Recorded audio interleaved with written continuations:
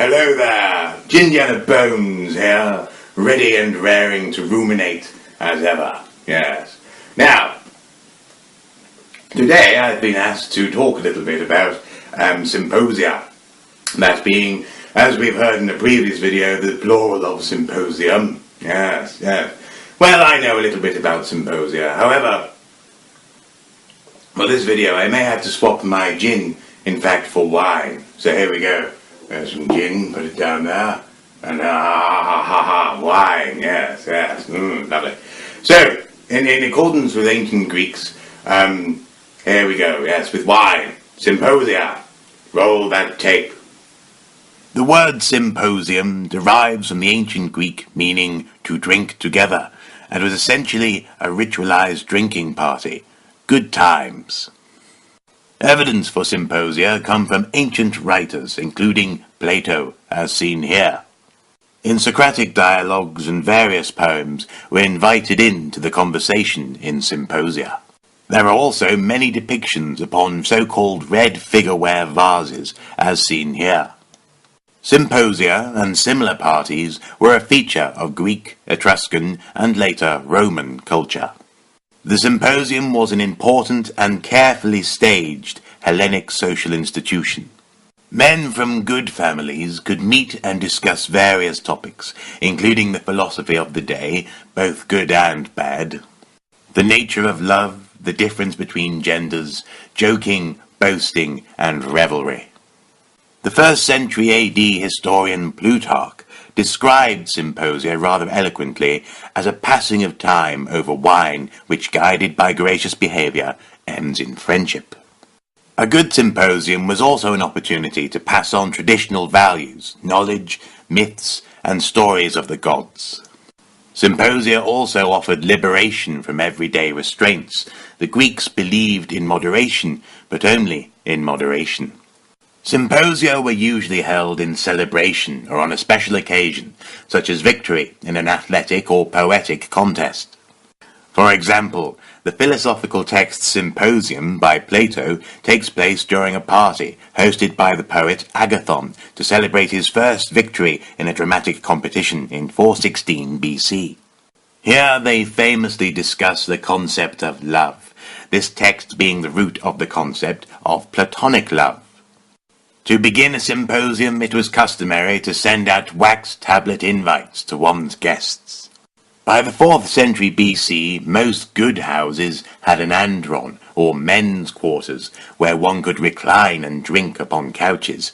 This is where the symposium would take place. The symposiasts, draped in garlands, would try to recline away from the door to allow access for food, wine, and entertainment. It was entirely possible to go from symposium to symposium.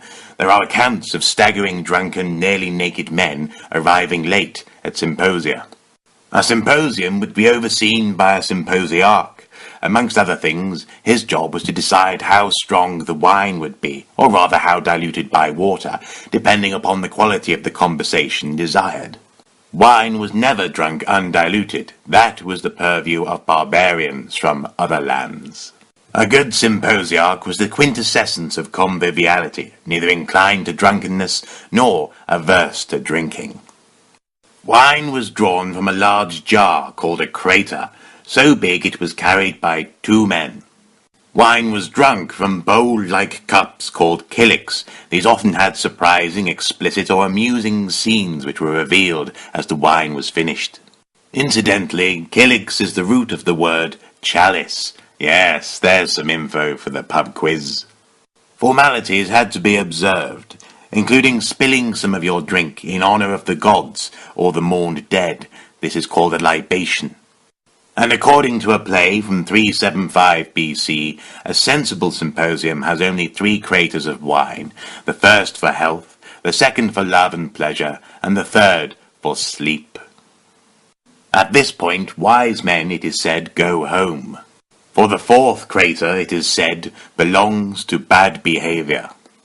The 5th crater supposedly invokes shouting amongst symposiasts. Those who have imbibed of crater number 6 are full of rudeness and insults. Escalation comes with crater number 7, who invokes fighting amongst the guests. With crater number 8 comes the distinct possibility of broken furniture.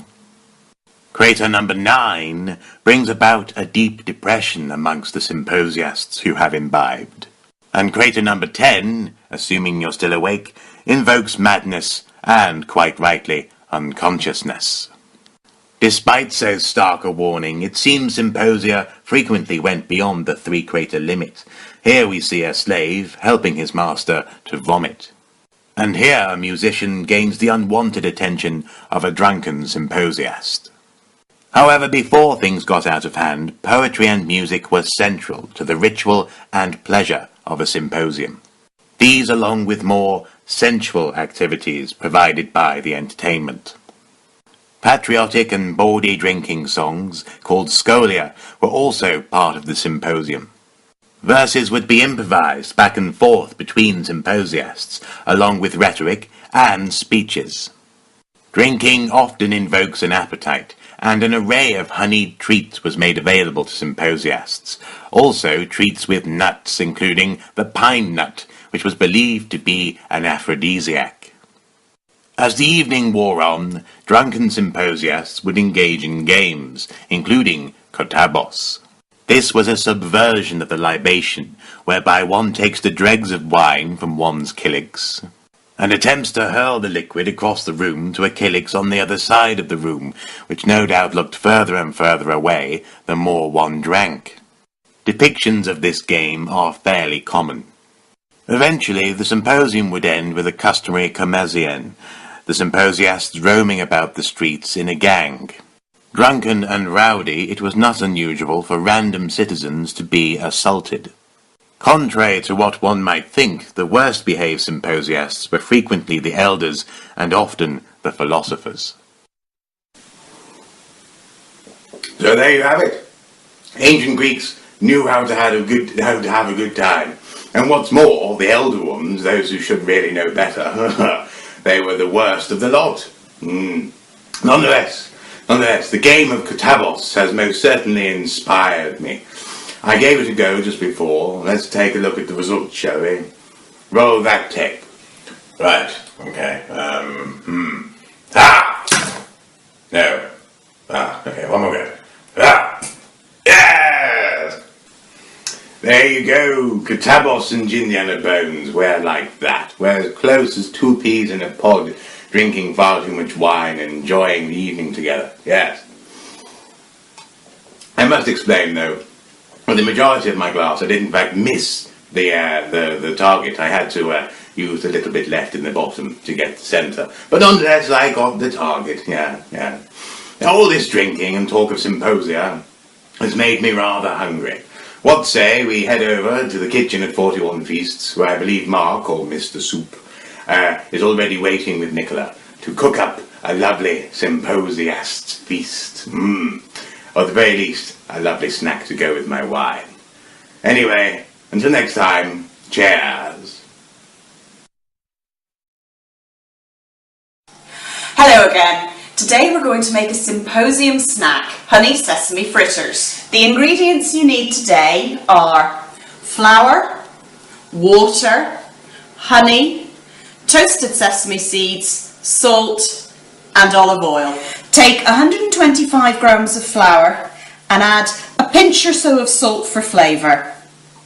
Then about 225 ml of water. Slowly add it to make a batter. When you have a nice runny batter, add a tablespoon of honey. This one is good and thick today. Mix the honey well into the batter. And now it's time to cook them. You need about 2 tablespoons of olive oil. While the oil is coming to temperature, it is perhaps worth mentioning that this fritter was described by the Roman physician Galen of Pergamon in the early 1st century AD. When the oil has come to temperature, pour about a quarter of your batter into the middle there. When you think it's browned on one side, flip it over to cook the other. And then when it's cooked, take it out and drain it on kitchen paper. When you've cooked all your batter, you should have a stack of fritters. The recipe calls to pour over about another 2 tablespoons of honey. I'm sure the ancient Greeks didn't use a knife to get it out or spread it. Finally, using tongs, dip your fritter in, well, I've got about 20 grams of toasted white sesame Mark, seed. I'll let you try to eat these ones with your fingers. They're quite large and a bit sticky. Okay. Ooh. That's really good. It's like a pancake but with honey and sesame seeds. Great. Proper booze food. Yeah. Well, that's what they did at the symposia, wasn't it? Superb. I've used wholemeal flour, local to Northumberland, but you can use plain flour if you'd like and if that's what you've got in. Superb. I'll have a bit more. So, if you want to find out how to make this, and I really do recommend it, visit the link below. Go to Nicola's blog, the recipe's there. Also, do check out the previous videos we've done in this season. We're almost done, one more to go. And until next time, bye-bye. Bye-bye.